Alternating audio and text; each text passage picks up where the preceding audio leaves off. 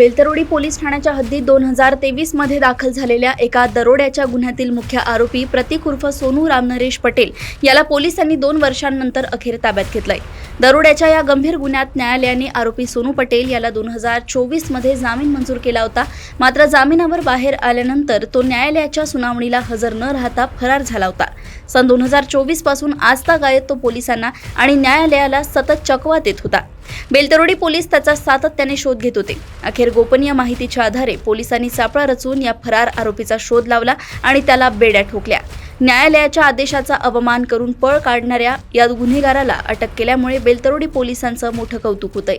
मध्ये बेलतरोडी पोलीस स्टेशनमध्ये 2023 मध्ये अपराध दाखल होता। त्याच्यामध्ये 399 म्हणजे दरोडाचा एक प्रकारचा अपराध होता।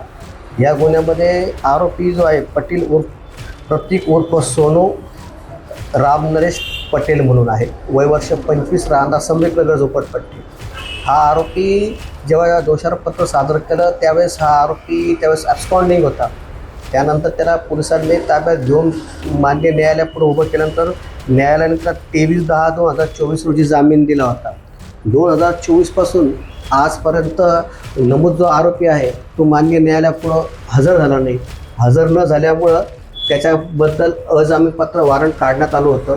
ते अजामीनपात्र वॉरंट काढल्यानंतर बेलतरोडी पोलीस पथकाने शोध घेतला। शोध घेऊन एक कोम्बिंग ऑपरेशन राबवून त्या आरोपीला ताब्यात घेतलं आणि ताब्यात घेतल्यानंतर त्याला गुन्ह्यात अटक करून आज रोजी न्यायालयापुढं हजर करीत आहोत। तर यामध्ये साधारणतः हा आरोपी 1.5 ते 2.5 वर्षापासून फरारी होता।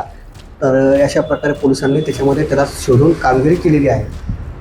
यामध्ये PSI मालवणकर, त्याचप्रमाणे जे वॉरंटचे काम पाहणारे याच्यामध्ये श्याम म्हणून आहेत त्यांनी आणि इतर स्टाफने त्याच्यामध्ये चांगल्या प्रकारची कामगिरी केलेली आहे।